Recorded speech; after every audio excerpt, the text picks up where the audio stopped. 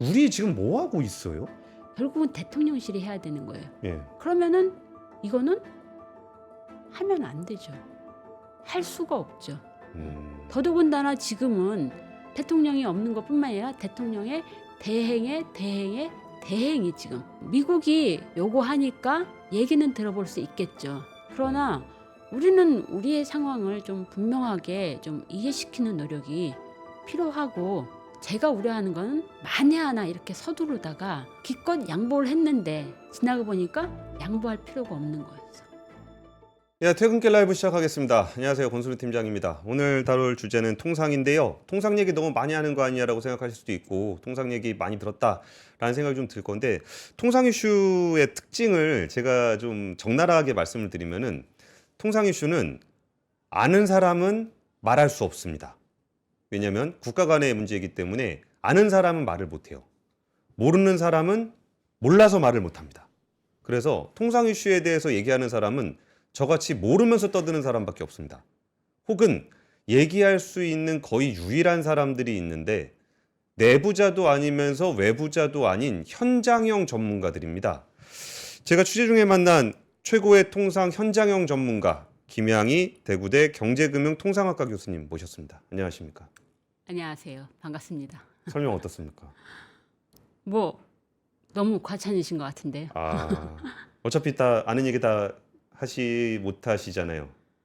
뭐 할 수 있는 데까지 해볼까요? 예, 그래서 진짜 오늘 들을 얘기 중에 교수님께서 어느 정도까지 얘기를 해주실지는 모르겠지만, 진짜 그 통상을 하시는 분들이 어떤 고민을 하고 어떤 의사결정과 어떤 대화를 나누면서 어떤 국제 질서를 만들어가고 있는지에 대해서 오늘 한번 얘기를 나눠보겠습니다.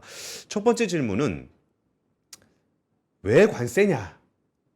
통상이라 그러면 수많은 키워드들이 있는데, 미국은 도대체 관세가 뭐길래가 하나 있고, 미국은 왜 관세를 꺼내 들었을까에 대해서 좀 부탁드릴게요. 최대한 쉽게 예. 얘기를 해볼까요? 제가 좀 자료를 준비해 왔습니다. 그 제 자료의 5페이지를 좀 보여주시겠어요? 제가 이렇게 표현을 합니다. 절대 반지가 됐다. 절대 반지. 트럼프에게 관세는 절대 반지가 됐다. 왜냐? 맞는 치트키예요. 크게 저는 이제 세 가지로 나눠서 보는데, 하나는 여기 조금 어려운 말이겠는데 경제 책략이라고 일단 얘기를 해볼게요. 쉽게 예. 말해서 경제 책략은 뭐냐? 어떤 한 나라가 국가가 필요로 하는 뭔가를 확보하는데 그 수단을 경제로 쓰는 거. 그래서 그 목표는 정치일 수도 있고 외교 안보일 수도 있고 물론 경제일 수도 있습니다.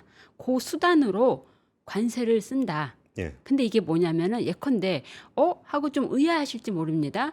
예컨대 마약 문제 해결하는데 관세를 쓴다.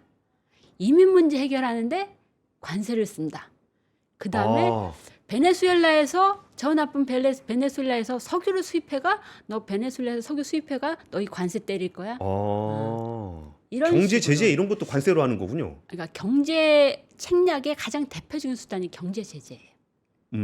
경제 제재, 심지어는 ODA, 그 다음에 산업 정책, 관세 뭐 이런 걸 말할 것도 없고, 그런 수단으로 독특하게. 그러니까 예를 들면은, 야, 너 독재자, 너는 인권 너무 탄압하지 마. 탄압 안 하면은 그거를 탄압하지 말을 군사적으로 밀어붙일 수도 있고, 예. 혹은 ODA면 내가 지원금 줄게.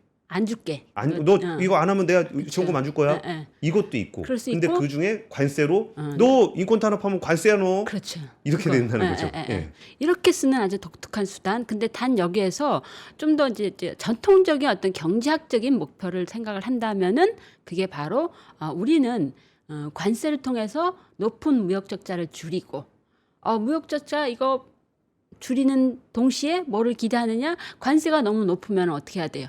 수출하지 말고 미국으로 들어가서 투자해야 되죠. 예. 그렇게 해서 무역 적자를 줄이고 대신 미국 내 투자를 활성화해서 미국의 제조업을 부활시킨다.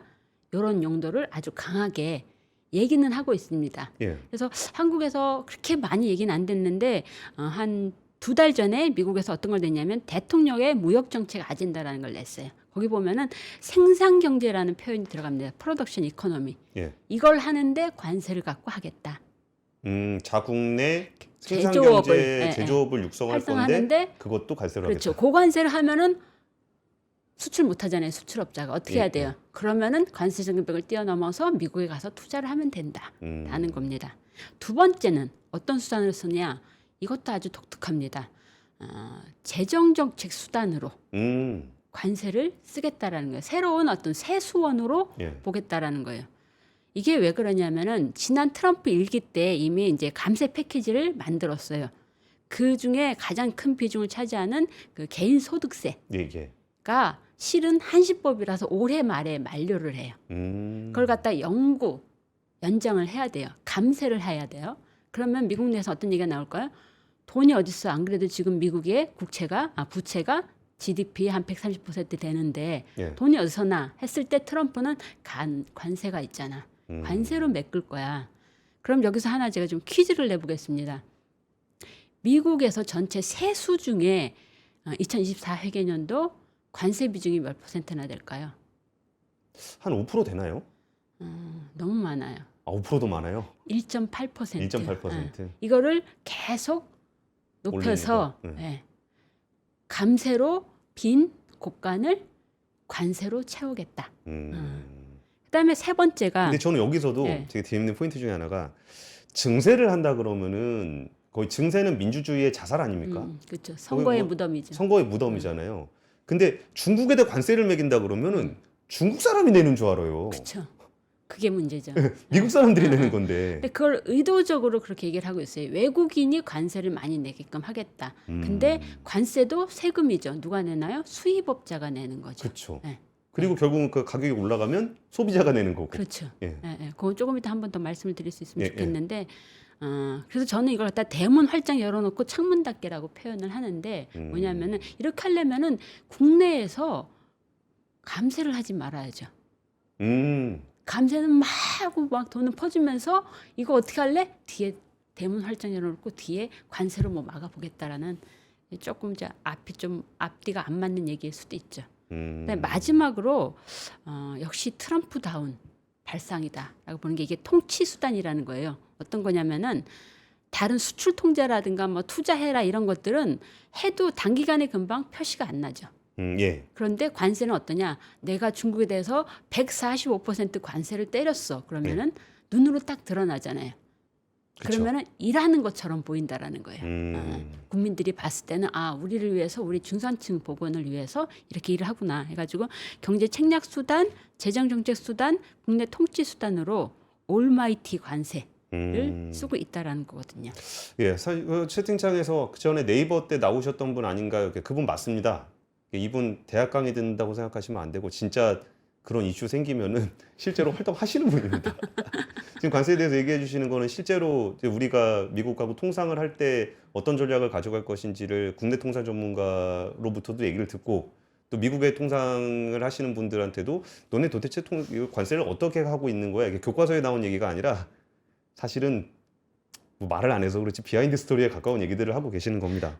당혹스럽겠는 네이버 얘기하다가 일본 얘기하다가 왜 또 갑자기 와가지고 트럼프 얘기를 하고 있지 하면서 사실은 일본 또 전문가셔가지고 일본 정부랑 친하게 지내셔야 되는데 일본 정부에 대해서도 목소리 내시는 그런 분입니다. 그래서 지금 관세가 뭔지에 대해서 좀 그러니까 관세를 지금 미국에서 어떤 식으로 쓰고 있는지에 대해서 좀 얘기를 해주셨는데, 근데 사실 그러면 트럼프 대통령 말대로 소비세 줄이고 관세 올려갖고 메우고 그러면 관세 막 미국에 다 제조업 공장 들어가갖고 일자리 창출되고 일자리 창출되면 감세해도 세금 올라가고 막 그레이트 아메리카 메이커 어게인 막 이렇게 되는 겁니까? 그렇게 될까요? 사실 그 다음 페이지 보시면은 아까 제가 말씀드린 것처럼 관세만이 아니라 감세와 관세를 섞어서 얘기를 하기도 하고 또 요 최근에는 관세와 통화와 안보를 엮어서 얘기를 하기도 하고 막 복잡하게 얘기를 하는데 실제 미국 정부가 그리는 나름의 아름다운 그림은 여기 보시는 것처럼 생산자한테 고관세를 부과하면은 외국의 생산자죠, 수출업자죠. 그러면은 당연히 수입이 감소하고 그러면은 이게 수입이 감소하는 대신에 생산자는 국내로 들어와서 생산을 할 거다라는 그런 기대를 갖고 하는 건데 현실은 어떠냐? 이렇게 보여줄 수 있을 것 같습니다. 실제 죄송해요. 이거 27개가 아니라 17개입니다. 작년까지만 하더라도 17개 연구기관이 이렇게 했을 때 미국 경제에 어떤 영향을 미쳐 한번 계산을 해봤는데 다 마이너스 된다. 예. 라고 얘기를 했습니다. 그다음에 가장 최근에 이제 미국의 조세 재단에서 4월 9일 기준으로 이 모든 것들을 다 했을 때 4월 9일 나온 거, 그러니까 상호관세까지 다 했을 때 어떻게 됐을 때 당연히 마이너스고. 이거는 근데 추정한 거죠. 예. 실제 어땠을까? 그 성적표가 나왔어요. 이번에 1분기. 1분기 GDP. 연율 기준이지만 마이너스 0.3입니다. 3년 만에 최저예요.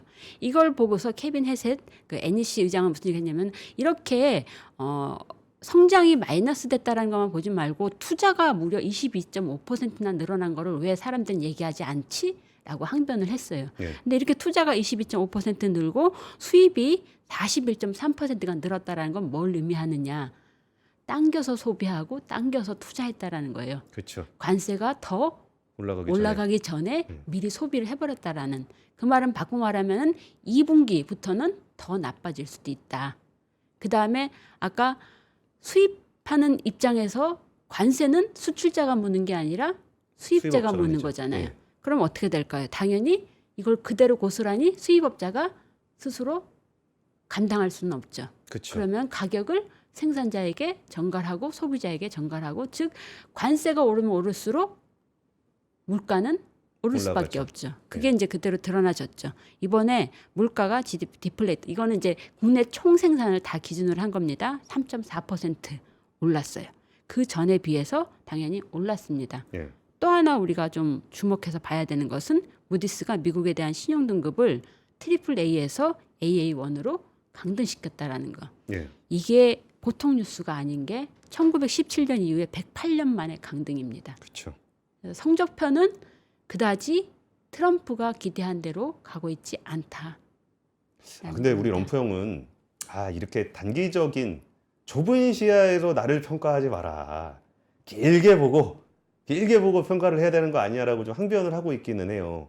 그러면은 지금 이게 그 관세 상황도 처음에 굉장히 강하게 드라이브를 걸었던 때와 그 다음에 이제 상호관세를 면제하고 시작하면서 협상으로 넘어갔던 시점이 굉장히 짧은 기간이지만 되게 드라마틱하게 좀 변했잖아요. 그럼 미국의 이 그 관세 정책의 진행 방식은 좀 어떤 식으로 진행됐다라고 봐야 될까요? 그 전에 제가 짧게 요거부터 한번 우리가 확인을 해보고 싶은 게 예. 지금의 관세라고 하는 것들이 과거에 비해서 예. 얼마나 높은 것이냐. 예. 한번 보면은 뭐 우리 많이 얘기했던 그 스무트 홀리라든가 그 전에 맥킨라든가 하는 경우에 보면은 그 아무리 관세를 많이 매겼다 하더라도 관세율만 보면 상당히 높죠. 근데 그게 전체 수입에서 차지하는 비중이 가장 많은 때조차도 2.7%예요. 근데 지금은 몇 퍼센트일 것 같으세요? 지금은 그 25% 기준 아닙니까? 상호관세하고 품목관세 이게 가지고 이제 GDP 대비 2.7%예요. GDP 대비. GDP 대비. 예. 미국의 GDP 대비 수입이 한 11% 정도 되거든요. 예. 그거 거의 전액에 대해서 부과를 했어요. 수익 규모에 대해서 대비해서 거의 수입액 전액에 대해서 관세를 부과를 했는데 예. 과연 트럼프가 기대하는 대로 잘 갈 수 있을까? 1분기 성적표는 안 좋게 나왔고 예. 좀 이따 말씀드리겠지만 국채금리라든가 하는 것들도 상당히 안 좋아서 저는 이 역사가 말해주는 것은 시행하고 얼마 가지 않았다라는 거예요. 그때도 그렇죠. 오래 가지 못했어요. 그래서 오래 가긴 힘들 거다. 라는 것들을 미리 좀 말씀을 드리고 싶습니다. 예. 예. 지금은 뭐 관세가 꽤 내려왔죠. 처음 시행했던 것보다는. 그게 이제 헷갈리면 안 되는 게 미중 간에 합의를 했고 잠정 합의죠. 네. 잠정 합의를 하긴 했는데 그거는 어디까지나 상호관세에서 서로 보복관세 했던 거에 대해서만 115%를 깎은 거지 예. 품목별 관세는 그대로 남아 있습니다. 그렇죠. 그다음에 펜타닐 마약 문제에서 20% 한 것도 그대로 남아 있고 그래서 아직 할 얘기가 많아요. 그게 요 최근에 이제 며칠 사이에 미중 사이에서 또 충분히 앞으로 잘해보자라고 얘기를 했음에도 불구하고 이제 화웨이 칩에 대해서 또 미국이 예. 또 제재하겠다라고 하고 중국이 반발하고 이렇게 하면 우리 기껏 제네바에 만나서 얘기한 게 무슨 소용 있니? 라는 얘기를 하고 있고 이런 상황인 거죠. 그러니까 사실 우리가 참 이게 몰래 우리라고 하기보다는 자본시장 아니면 짧은 단기 시장에서 봤을 때는 사실 지금도 관세가 예전에 비해서 엄청나게 올라갔습니다. 근데 우리 130 맞을 줄 알았다, 145 맞을 줄 알았다가 이제 뭐 115 까준데 그러니까 괜히 좋아. 그래갖고 증시가 쫙 올라. 근데 사실은 관세는 굉장히 높은 수준이거든요. 근데 저는 이거를 조금 한 발 떨어져서 보면은 그 자유무역 시대의 종언? 옛날에는 관세 매긴다라는 거는 그 싸우자는 거였고 동네 사람들한테 다 불려가가지고 WTO 가서 막 혼나고 막 그랬어야 되는 문제인데 그럼 이게 그 국제 질서 측면에서는 어떻게 되고 있는 겁니까? 어떤 시대로 가고 있다라고 봐야 되는 거예요? 우리가요 많이 착각을 하는데 그 제가 아까 그 8페이지에 보였던 그 표의 그 위에 그래프를 한번 보시겠어요? 1890년부터 2025년까지 긴 장기 시계열 데이터를 봤을 때는 네. 관세가 이렇게 떨어지기 시작한 건 사실 전후예요. 아, 착각하면 안 되는 게 아무리 경제학 교과서에서는 자유무역이 좋다라고 얘기를 하지만 실제 현실에서는 자유무역의 역사는 아주 짧았어요. 보호무역의 역사가 훨씬 더 길었습니다.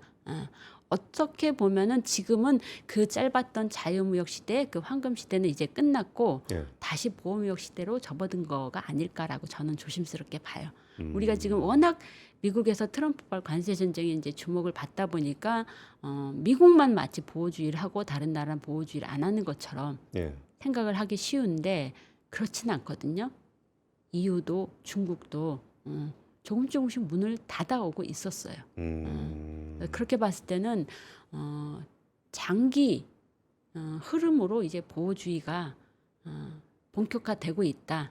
그걸 어느 만큼 트럼프가 세게 때렸느냐 아니냐의 차이는 있지만 그 작용 반작용으로 다른 나라도 충분히 그렇게 하고 있어서 제가 우려하는 거는 예컨대 미국이 저렇게 하기 때문에 이제 우리 미국 빼고 예. 미국 빼고 세계화하자라는 얘기를 사람들이 하기도 해요. 중국에서 주로 하죠.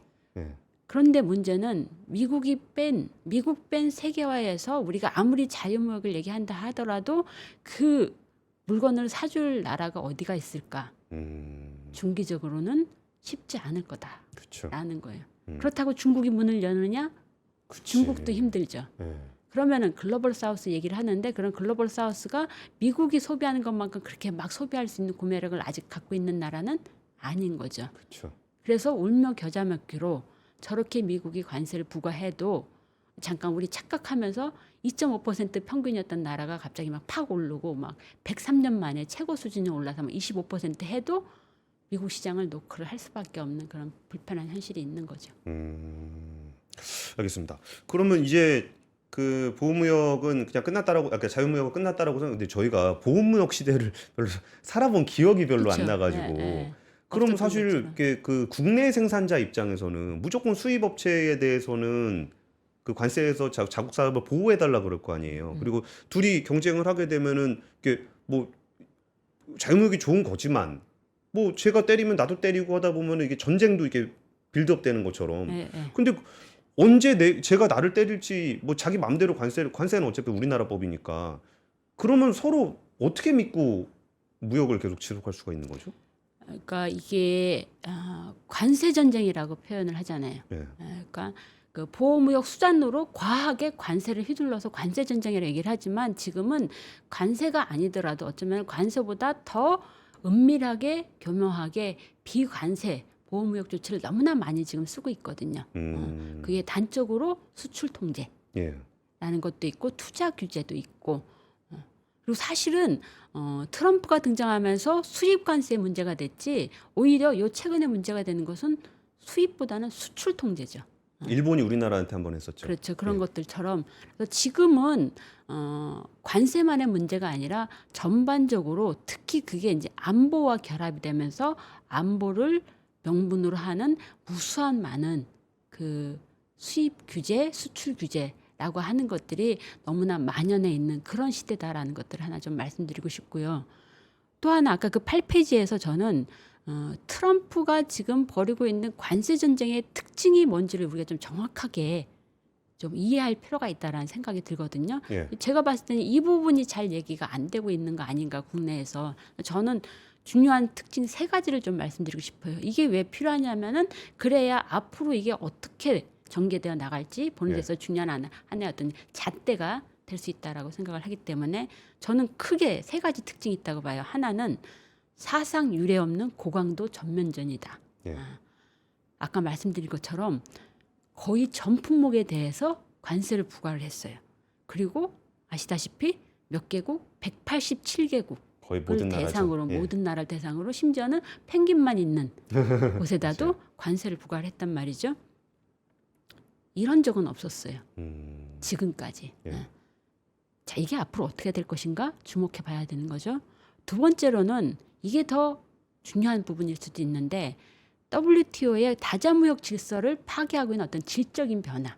그렇죠. 특히 무엇보다도 WTO에서 중요하게 생각하는 건 비차별 무역 원칙이에요. 예. 뭐죠? 예컨대 미국 입장에서 자동차를 수입할 때 관세는 어느 나라에서 들어오든 적어도 WTO 회원국이었을 땐 2.5%만 부과해야 돼요. 근데 이거를 다 깨트리고 있는 거거든요. 그렇죠. 예. 그리고 예컨대 반도체에다도 이제 관세를 부과한다라고 하면은 반도체는 관세 부과 안 했어요. 맞아요. 지금까지. 네. 이런 모든 것들을 내몰라하고 깨고 있어서 보호무역주의의 수준이 높다 뿐만 아니라 질적으로 보호무역 질서, 그러니까 무역 질서를 아예 깨고 있는 그 부분이 저는 상당히 중요한 우려할 만한 부분이고 세 번째 아주 중요한 특징은 불확실성이라고 봐요. 예컨대 이런 겁니다. 자고 일어나면 바뀌는 거예요.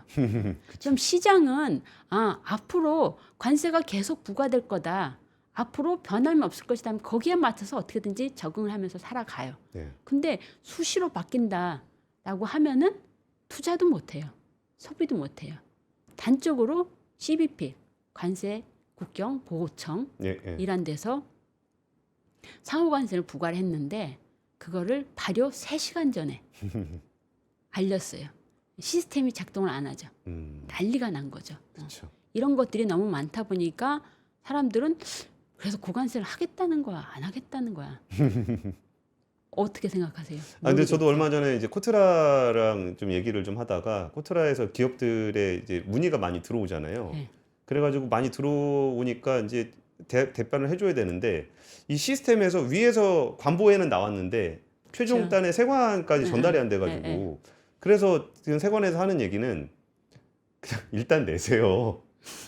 나중에 돌려드릴게요.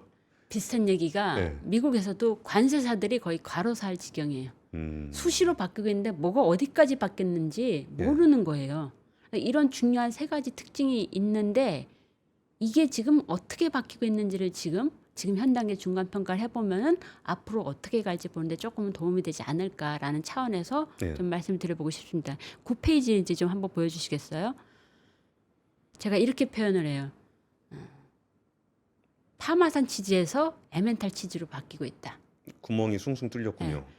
변화는 첫 번째 변화는 전면전이었어요. 네. 와, 전 세계를 상대로 선전포고를 했어요. 이게 가게에 가서 치즈를 하나 사왔어요. 살 때는 단단한 파마산 치즈 생각하고 딱 사왔는데 뚜껑 열어보니까 말랑말랑하고 곳곳에 구멍이 막 뻥뻥 뚫려져 있는 거예요. 그래서 단적으로 이런 겁니다. 이 표를 보시면은 4월 9일에도 애초에 거의 전체 100%에 대해서 관세를 부과했는데 막 차떼고 뽀떼고 해가지고 제외된 게 43%였어요. 이게 4월 14일이 되면은 이게 49%가 돼요. 그러니까 처음에는 전면전을 불사했는데 이게 점점 시체말로 현타가 오는 거죠. 예. 이거 아니네. 이것 떼고 저것 떼고 유예하고 하면서 뭐 캐나다 빠지고 멕시코 빠지고 반도체도 57개 품목 빠지고 하다 보니까 거의 절반이 지금 빠져나갔어요. 그런 사람들은 어떻게 생각할까요? 가만히 있으면은 더 그쵸. 빠질 수도 있겠네. 예. 그러면 누가 나서서 서둘러서 협상을 하려고 할까요? 사람들이 조금 뒤로 물러나기 시작을. 그건 것 그런 같아요. 거죠. 일본만 하더라도 제일 먼저 협상하겠다고 막 달려가다가 바로 그 케이스예요. 딱 해주다 보니까 네. 아닌가? 네. 그리고 우리나라도 지금 빨리 가야 된다고 막 그런 얘기해가지고 네. 뭐 대통령도 없는데 뭐 가서 네. 뭐 한다고 막 그러다가 뭐 요즘은 어떻게 되고 있는지 잘 모르겠습니다만. 그건 이제 조금 이따 다시 한번 좀 예, 말씀드리고. 예. 두 번째, 아까 얘기했던 다자무역 질서 파괴. 이게 처음에는 단독범이었는데 이게 이제 공범을 만들어가고 있어요. 죄송합니다. 조금 적나라하게 표현을 하면은 이제 영국하고 협상 시작했죠. 맨 그쵸. 처음에 또 일본도 하고 중국하고 협상을 시작하면서 이 MFN 세율이 바뀌고 있는 거예요. 국가마다 최저- 나라마다 최저 관세, 최애국 최애국 대우. 세율이 최애국 대우 세율이 변화하고 있는 거예요. 나만 빼주면 돼. 그렇죠. 예, 예. 그러니까 이게 지극히 비정상적인 관세율을 정상화하는 과정에서 본의 아니게 영국도 그러고 싶었던 건 아닌데 나만 빼줘 하다 보니까 이 최애국 대우 세율이 일걸어지고 있는 거예요. 공범을 만드는 거예요. 그래서 단적으로 이런 거예요. 영국은 트레이드 딜이라는 표현을 쓰고 싶어 하지 않아요. 왜냐? 트레이드가 들어가면은 WTO 규범, 무역 규범을 위반하는 것처럼 비춰지는 게 아이고. 우려되는 거예요. 그래도 염치는 있네요. 그래서 어차피 깨진 그렇죠. 거 알면서. 에탄올 몇 프로 이상까지는 TRQ 해가지고 쿼터 줘서 미국에 대해서 무관세를 해줬단 말이에요. 네. 이거에 대해서 트레이드 딜이라고 막 미국은 막 세게 얘기하고 싶은데 그렇게 얘기하지 마. 우리는 이코노믹 프로스퍼리티 딜이라고 얘기할래. EPD 이렇게 하는 거거든요. 세 번째가 어떻게 보면 미국 입장에서 가장 뼈아픈 걸 수 있는데 미국은 이제는 불확실성을 넘어서 불신을 주는 나라가 되고 있다라는 거예요. 그쵸. 예. 예. 못 믿겠다. 예. 그게 바로 달러를 팔고 국채를 팔고 하는 미국 불신의 단계로 접어들었다라는 거죠. 요새 중국에 많이 팔죠. 이게 말입니다. 예. 가장 많이 판 나라는 중국이 아니라 미국의 국채를 가장 많이 보유하고 있는 일본이. 일본이. 예, 예. 야. 일본이 팔았어요. 참. 그리고 일본은 오히려 슬쩍슬쩍 이렇게 얘기를 합니다. 자꾸 우리한테 이렇게 품목별 관세 안 까가지고 하면 우리 국채 또 더 팔 수 있어? 라고 얘기하고 요 최근에는 중국이 또 가세하기 시작했어요. 그러면은 또 금리가 올라가고 그렇죠. 미국 정부는 화들짝 빚도 많은데 놀라고. 그렇죠. 힘들어지고. 예. 참 그런 거 보면은 일본도 미국 우방국이라 그러면서 또 협상카드 할 내밀 건다 것도 해요. 슬쩍슬쩍 잘 예. 내밀어요. 그건 그런 거 보면 우리나라가 더 못하는 것 같아. 우리나라 얘기는 좀 이따 하겠습니다. 예, 예. 근데 그렇습니다. 그리고 그러니까 미국의 어떤 가지고 있던 부분들이 이제 그 전에 전방위적이었다. 그리고 이제 그 공범들을 만들어내기 시작했다. 그리고 미국에 대해서 불신을 초래하고 있다. 그러면은 지금 일단 영국은 거의 공범으로 가고 있는 것 같아요. 그러니까 미국의 협상을 보면서 우리가 지금 미국의 통상 전쟁의 흐름을 볼 수 있는 부분들은 뭐가 있을까요? 영국의 협상 내용을 보면서. 저는 핵심은 두 가지라고 봐요. 우려했던 바가 현실로 드러난 게 처음에 상호관세 부과하면서 국별로 1층에는 10%를 다 이렇게 깔았죠. 똑같이. 그쵸. 그다음에 2층에 국별로 각기 다 다르게 했죠. 예. 근데 이제 그 위층은 일단은 유예를 했잖아요. 예. 10%는 남겨뒀거든요. 저는 그걸 딱 보는 순간 무슨 생각을 했냐면 세수 확보. 저 10%는 계속 갈 것 같다. 베이스라인이다 싶었는데. 기본선으로 기준선으로 가져갈 것 같다 싶었는데 아니나 다를까 영국에 대해서도 10%는 남겼고 중국에 대해서도 10%는 남겼어요. 예. 이게 미국 입장에서는 상당히 중요할 수밖에 없는 게 중요한 기본선을 만들어낸 거예요. 다른 나라에 대해서도 이게 중요한 선례가 된 거예요. 샘플이 된 거예요. 봤지? 우리 10%는 그대로 간다. 그러면 이게 사실 국가 간의 경쟁 우위에는 전혀 변화가 없죠. 그쵸. 똑같이 10이니까. 그리고 예전에 2.5 하다 10으로 올리면 반발할 건데 막 40, 뭐 30 얘기하다 10 하니까 오, 싸. 그런데 수입국 간의 차이는 없지만 국내산과 수입산의 차이는 현격하게 커지는 거죠. 그렇죠. 그걸 노리는 거죠. 그런데 여기서도 우리가 착각하면 안 되는 게 여전히 10%도 비싸요. 비싸죠. 그럼요. 예. 월마트에서 파는 물건 마진이 얼마나 된다고요. 음. 그러니까 트럼프가 조용히 월마트 회장한테 전화해서 니네 가격 올리지 마. 라는 얘기를 하는 거죠. 그것도 전직 회장한테 전화해가지고 그렇죠. 그 두 가지. 하나는 그러니까 기본 관세는 그대로 가져가려고 한다. 이거 중요한 선례를 만들었다. 그 다음에 나머지 상호 관세는 좀 뒤죽박죽으로 가고 있구나. 예. 라고 하는 그 두 가지가 있지 않을까. 또 하나는 우리는 영국을 보면서 영국이 첫 번째로 했네, 성공했네라고 미국이 많이 얘기했지만 실은 영국은 아주 독특한 케이스예요. 왜요? 왜일까요? 트럼프의 엄마가 예. 스코틀랜드 출신이에요. 영향이 있습니까? 트럼프는 그걸 중요하게 생각해요. 어. 트럼프는 영국은 특수관계국이라고 생각해요. 그리고 트럼프는 왕실을 되게 좋아해요. 이 협상하면서 예. 영국에서 어떻게 했냐면은 영국 황실에 초청장을 갖고 갔어요. 그리고 영국은 미국이 몇 안 되는 흑자를 내는 나라예요. 그렇죠. 예. 그래서 별로 현안이 없어요. 더 웃긴 거는 흑자를 내는 나라한테도 기본 관세 10%는 부과했다라는 거죠. 그래서 영국은 우리가 참고하기에는 참 아주 특수한 케이스다. 우리랑 잘 맞진 않네요. 예. 우리는 그럼 어딜 봐야 되느냐? 일본을 봐야 되죠. 근데 영국 같은 경우는 저는 이게 저게 관세가 정말 예측한다는 게 뭔 의미가 싶은 정도였던 게 그 영국의 저는 자동차도 좋아하니까 예, 예. 자동차 산업에서 10만 대 쿼터를 줬단 말이에요. 예, 예. 10만 대 쿼터에 제로 관세잖아요. 예, 예. 근데 영국에서 미국에 수출하는 게 10만 1000대예요. 맞아요. 예. 그러면 전량에 대해서 제로 관세를 준 거거든요. 예, 예, 예. 그러니까 미국에 있는 자동차 회사들이 바로 들고 일어난 거예요. 우리 그 여기서 관세 때문에 그 USMCA 국가로 해가 캐나다 나가 있고 멕시코 나가 있고 한데 거기서도 이번에 관세 조금씩 붙었잖아요. 품목 관세로. 왜 영국 자동차 회사가 미국 자동차 회사보다 더 우대를 받냐는 거예요. 그렇죠. 예. 그러니까 이것도 사실 설명은 안 돼요. 그렇죠. 예. 근데 왕실이다. 예. 그렇게 설명이 되네요. 이거는 미국 사람한테 들은 얘기입니다. 알겠습니다. 그럼 우리가 참고할 만한 일본이 일본 얘기. 중요하죠. 예. 일본은 아주 단호합니다.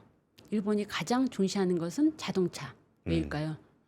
제일 수출이 그렇죠. 크죠. 예. 일본의 자동차 수출의 30%가 미국으로 가요. 예. 한국은 몇 퍼센트가 갈까요? 저희도 그쯤 갑니다. 절반. 예. 일본보다 더 많아요. 네. 어쨌든 일본의 입장에서는 우리보다는 훨씬 현지 생산을 많이 하지만 여전히 렉서스 같은 거 수출하고 있는데 이거에 대해서 품목별 관세를 25%나 부과하는 것은 받아들일 수 없다. 사실은 미국은 맨 처음에 어떻게 했죠? 아시아의 나라를 중시한다라고 하면서 일본이랑 제일 처음 협상 맞아요. 타결할 걸 기대를 했는데 생각보다 일본이 강경한 거예요. 왜냐? 일본은 하필이면 인지 뭔지 7월에 참의원 선거가 있어요. 예. 어. 그리고 총리 지지율이 굉장히 많이 떨어져 예. 있죠. 근데 여기서 양보를 한다? 표가 막 뚝뚝뚝뚝 떨어지는 거죠. 오죽하면 관세 지원금도 예. 나왔잖아요. 그러니까 관세 맞으면 국민들이 힘들 것 같으니까 나라에서 돈 풀어가지고 관세 예. 지원금 준다고. 그래서 상당히 단호해요. 그리고 특히 이제 일본에서는 상당히 민감하게 생각하는 농산물 수입 이것도 쉽게 받아들일 수 없다. 그리고 우리가 또 주목해야 되는 것은 일본은 미국이 환율 문제를 논의하는 것에 대해서 단호하게 노라고 얘기를 했습니다. 근데 사실 이것도 되게 비슷한 포인트잖아요. 우리도 지금 환율이 되게 약한데 일본도 환율이 되게 약하잖아요. 그러면서 트럼프 대통령은 그냥 우리가 경쟁력이 없는 것은 니네가 환 가지고 장난을 치기 때문이야. 라는 것에 대해서 되게 명료한 부분을 줬는데 어쨌든 우리가 국제사회에서 하는 얘기는 환율은 시장에서 결정되는 거다를 기본으로 깔고 하는 거잖아요. 예. 하지만 그런 얘기를 한다라는 건 어느 정도 개입을 한다라는 거고 거기서 제가 관료들한테 들었던 얘기는 뭐 안 그래도 환율도 우리 약한데 우리 환율이 약해서 걱정인데 뭐 겸사겸사 환율 좀 내려오면 좋은 거 아닌가? 저는 그거는 상당히 위험한 얘기일 수도 있다. 단견일 수도 있다. 근시안일 수도 있다라고 생각을 합니다. 왜냐? 한국에 대해서 미국은 수시로 환율 조작국이라는 오명을 씌워왔어요. 일단 올해는 이제 그 후보군으로 떨어져 있긴 하지만 환율 조작하는 나라라는 그런 어떤 그 레테르를 계속 붙이고 있는 나라인데 그런 나라가 미국이 자국의 무역 수지 적자를 줄이기 위해서 너희 원화가치 절상해라고 했을 때 예 알겠습니다. 라고 맞춰준다라고 했을 때 제가 미국 사람이라면 그렇게 생각할 때 얘네는 흔들면 흔들리는구나. 얘네는 이 정도라면 환율 조작 충분히 하고도 남을 나라네. 조작국이구나. 그러니까 맘대로 바꾸는구나. 맞네. 라고 해버리면 안 되는 거죠. 그래서 일본은 환율은 저희가 손댈 수가 없습니다라고 얘기하는 거예요. 일본은 단호하게 G7 합의라는 것을 내세웠어요. G7에서는 인위적인 환율 조정은 하지 않기로 합의를 했는데 그걸 우리 보고 어기라는 거냐? 어기라는 거냐 받아들일 수 없다 해서 일본하고의 협상에서는 환율 논의는 빠졌어요. 그런데 한국은 어떻게 했죠? 우리는 좀 우리는 네 알겠습니다 하고 환율 논의를 하기로 했어요. 그러면은 제가 미국 사람이면 아 일본은 환율 조작 쉽게 안 되는 나라구나. 아 한국은 저렇게 하면은 하는구나. 쟤네들 역시 라는 인상을 주면은 안 된다라는 거죠. 근데 그 환율에 대해서는 우리가 환율 조작국이라고 지적을 받는 순간에도 실제로 지적이 되더라도 그거는 아 당신들이 생각하는 지표에는 그렇게 나올지는 모르겠지만 저희가 저걸 한 건 아니에요. 조작을 한 건 아니에요라는 게 정부의 공식 입장이잖아요. 그렇죠. 근데 이번에 제가 아까 농담 삼아서 아유 뭐 어차피 환율 대학한데 좀 세지면 좋지. 그거는 저 그냥 시체말로 하는 거고. 그렇죠. 그거를 미국에다 공식적으로 좀 우리가 환율 논의를 하고 있어요? 모르겠네요. 어쨌든 그걸 논의하기로 했고 그것은 산업부가 아니라 기재부가 담당을 하고 있습니다. 그런데 며칠 전에 어떤 일이 있었죠?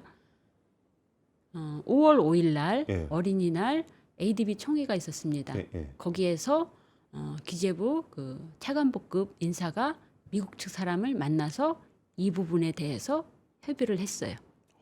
근데 전혀 보도되지 않았어요. 기재부 보도자료에도 없었습니다. 왜냐? 미국 측에서 이거는 조용히 해달라고 요구를 했어요. 그러면 이걸 우리가 받아들여야 되는 건가?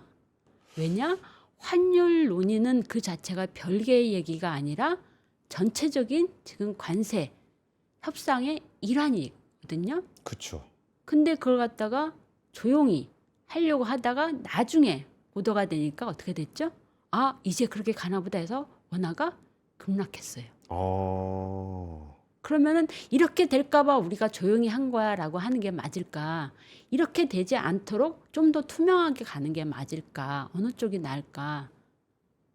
근데 사실 뭐 이렇게 뭐 우리가 환율 조작국은 아니지만 아니죠. 네, 근데 환율이라는 게 저런 게 있잖아요. 이게 관세를 맞으면 환율이 절하가 돼 버리면 네. 관세 내는 거 다 메울 수 있잖아요. 네. 그러니까 어쩌면 우리가 진짜 환율 조작국이야라고 하면은 오히려 환율 카드는 우리가 가지고 있어야 되는 것 같아. 한 말도 안 하고.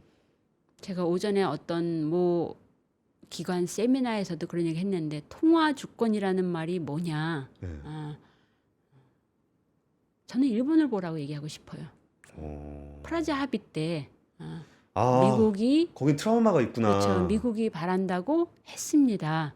그리고 그것이 직접적으로는 아니지만 그 이후에 법을 일으키고 잃어버린 30년을 만들어내는 중요한 트리거였거든요. 그래서 일본은 그거에 대해서 또 통화 주권에 대한 어떤 그런 강박 내진 트라우마가 커요.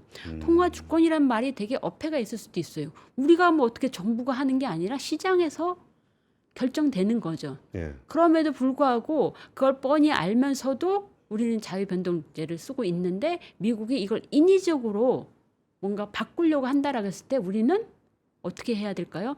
근시안적으로 봤을 때는 뭐 환율 조금 바꿔서 우리 수출이 나쁘지 않잖아? 예, 예. 라고 할 게 아니라 이거는 건드리면 안 되는 겁니다. 우리는 이거 건드리지 못하는 나라입니다. 라고 분명하게 노라고 말할 필요가 있지 않을까.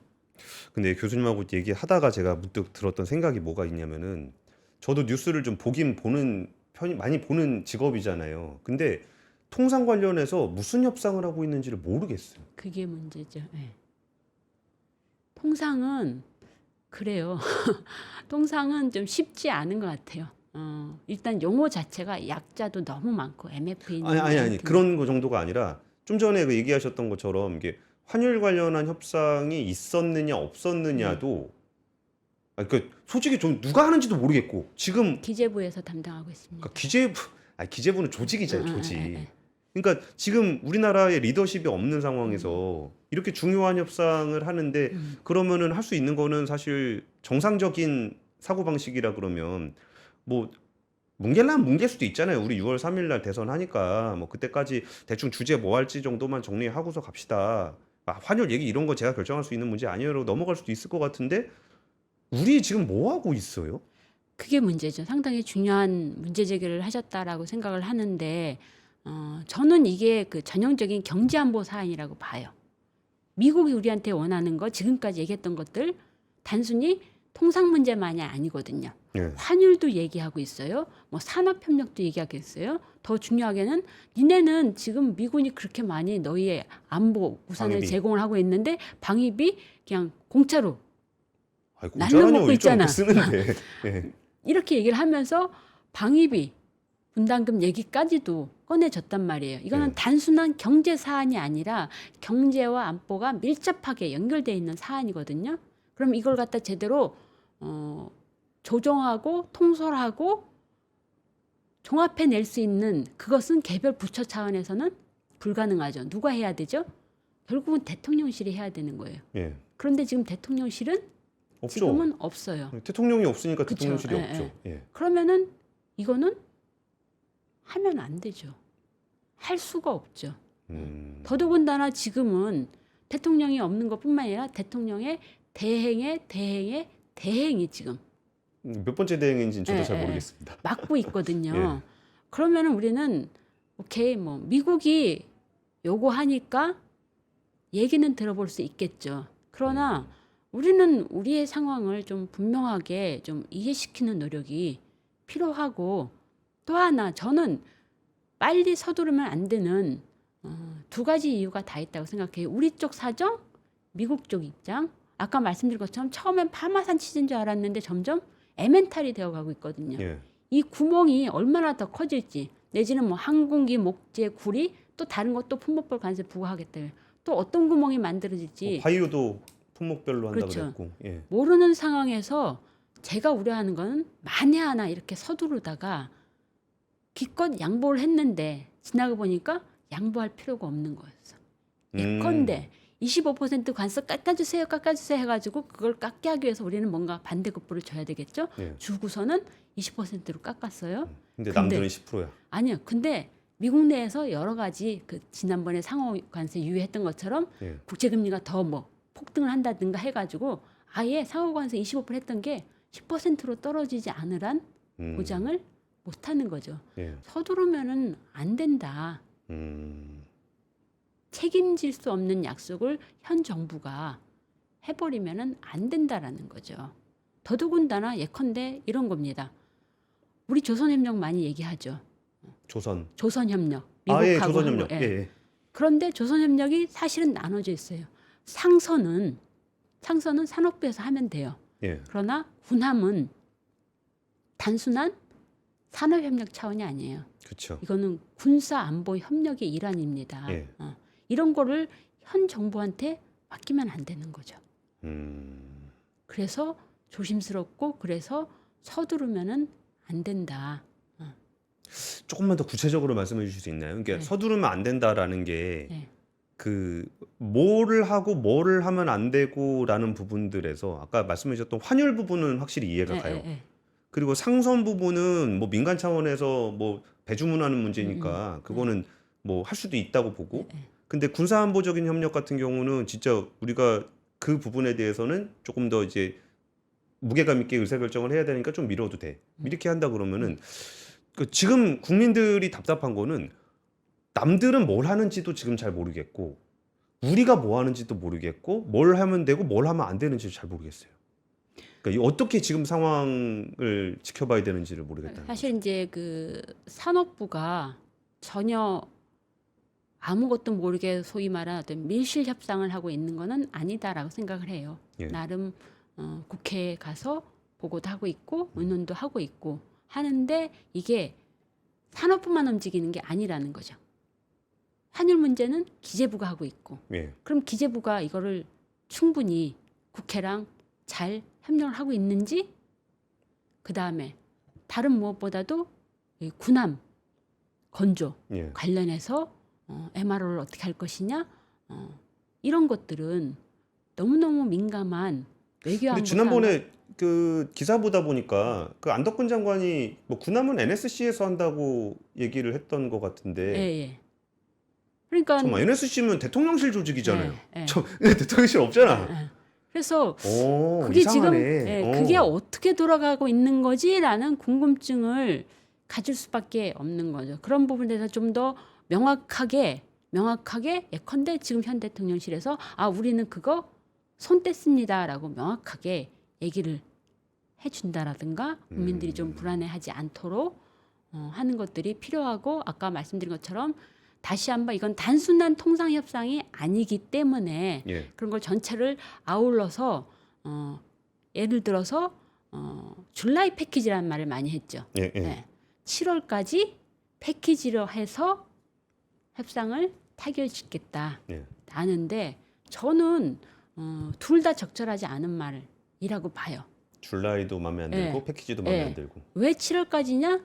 사실은 상호관세 유예가 7월 8일이 끝나요. 예. 그래서 그 전에 만들겠다라고 하는 건데 지금 보시는 것처럼 계속 뭔가 새로 늘어나고 있던 것들이 번복되고 없어지고 계속 바뀌고 있거든요. 근데 우리가 굳이 7월 안에 이거를 끝낼 수 있을 것인가?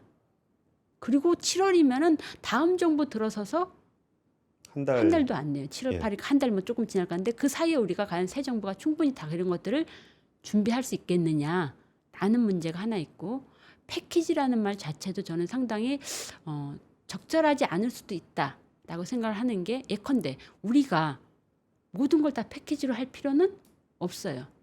산업협력과 통상 문제, 관세 문제는 같이 묶어서 얘기할 수 있죠. 그리고 비관세 장벽 문제, NT 보고서에 나와 있는 예. 그런 것과 관세 문제는 같이 엮어서 할 수 있어요. 그런데 아까 말씀드린 그런 이유로 과연 통화 문제와 관세 문제를 같이 묶어서 얘기하는 게 맞나요? 그러니까, NSC에서 다뤄야만 하는 그런 군함 제조라든가 그런 군함 제조 협력 관련된 것들을 패키지로 다 묶어서 하는 게 맞는가? 분리한 건 분리하고 떨어뜨릴 건 떨어뜨려야지 무조건 다 패키지로 묶는다라는 게 그거는 썩 좋지 않을 수 있어요. 오히려 말려 들어갈 수도 있겠네요. 아까 말씀하셨던 얘기 중에 그 정부가 국가가 뭔가에 액션을 해야 되는 것을 어떤 것을 도구로 할 것이냐라고 했을 때 방위 문제는 방위로 해결을 해야 되는데 미국은 관세로 한번 해보려 할 수도 그러는 있는 거니까 거죠. 그거를 꼭 우리가 무조건 받아줘야 되는 건 아니라는 그렇죠. 거죠. 또 하나 문제는 줄라이 패키지를 제대로 하려면은 누군가가 컨트롤 타워가 기재부 잘하고 있어, 산업부 잘하고 있어, 다른 부 잘하고 있어. 이거를 다 충분히 보면서 우리가 가용한 모든 협상 카드를 다 테이블에 올려놓고 누군가가 조감하는 사람이 있어야 되죠. 근데 그 조감하는 사람이 없는데 이거를 패키지로 누가 하지? 그래서 저는 그것이 자칫 미국에 잘못된 시그널을 줄 수도 있기 때문에 좀 조심해서 쓰든가 아예 안 써도 괜찮겠다라는 생각이 들어요. 알겠습니다. 그럼 이제 한 5분 정도 남았는데 그 앞으로 한 달, 두 달쯤 되겠네요. 두 달에 뭔가 이제 변화들이 좀 있을 건데 첫 번째는 그 우리 정부에 그러니까 보통 교수님이 뭐 정부 관계가 통상하시는 분들에게도 이제 자문 많이 하시잖아요. 그러니까 우리 정부에다가 주고 싶은 메시지 하나 그리고 미국 정부에다가 우리가 얘기해야 되는 거 하나. 세 번째는 통상 문제를 바라보는 우리 시청자분들에게 좀 주고 싶으신 조언. 이렇게 한번 정리를 해보면 좋을 것 같아요.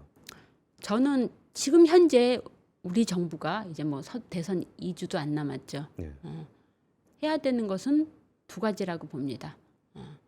최대한 미국이 뭘 요구하는지 정확하게 파악해 둘 것. 아, 그거는 확실히 알아야죠. 네, 예. 네. 근데 그게 지난번에 미국 갔을 때 보면은 우리 얘기는 참 많이 했는데 미국 얘기는 충분히 듣고 온 건가? 그래서 미국에 대해서 이거는 무슨 뜻입니까? 라고 물었을 때 우리 협상단이 잘 답변을 못했어요. 정확하게 미국이 뭘 요구하는지 확실히 파악해 둘 것. 두 번째는 우리의 협상 카드가 여기 무엇이- 말 끊어서 죄송한데 네.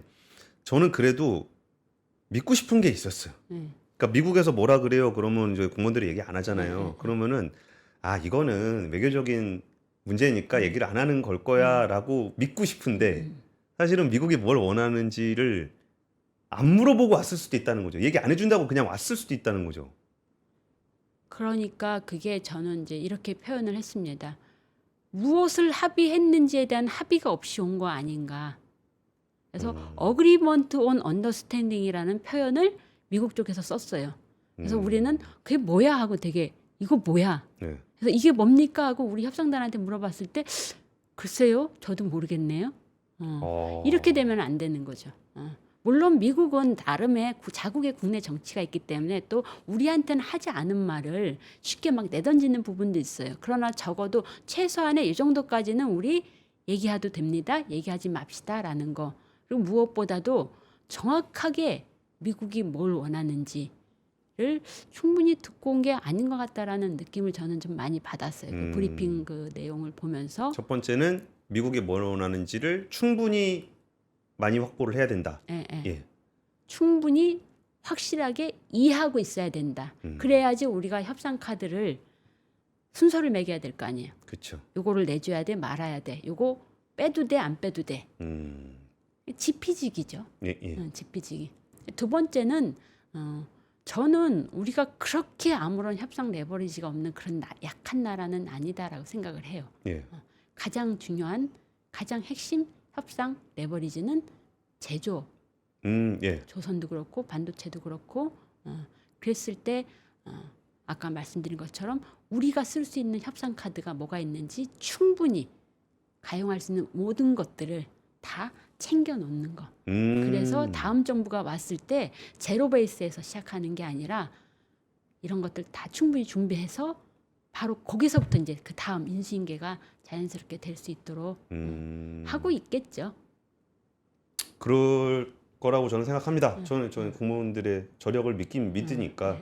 그러니까 근데 쉽진 않은 것 같긴 해요. 그 협상 카드라는 게 이제 그쪽에서도 봤을 때 이게 좀 유의미한 카드가 뭐가 있는지를 쫙쫙 카드가 그냥 카드로 있는 게 아니라 사실 카드에는 숫자가 다 박혀 있는 거잖아요. 이게 얼마짜리 카드고 얼마짜리 카드고 얼마짜리 카드인지가 쫙 있는 거고 그쪽에서 원하는 카드들이 어떤 얼마짜리 카드인지가 쫙 있는 상황에서 매치를 시킬 수 있을 정도의 로드맵을 가지고 있을 거라고 저는 이게 믿고 싶습니다. 현실적으로 예. 참 쉽지 않은 얘기인 게 새 정부가 들어섰을 때 새 정부가 바로 인수인계 받아서 협상 테이블에 앉을 수 있는 거는 결코 아닌 거죠. 그쵸. 사실은 파악해야 될 것들이 무지 많은 거죠. 네. 그간의 어떤 협상 경과도 있고 협상 카드라는 것도 한둘이 아니고 네. 하기 때문에 그런 것들을 최대한 잘 매끄럽게 하기 위해서는 이런 것들을 잘 준비를 해둘 필요가 있다라는 거.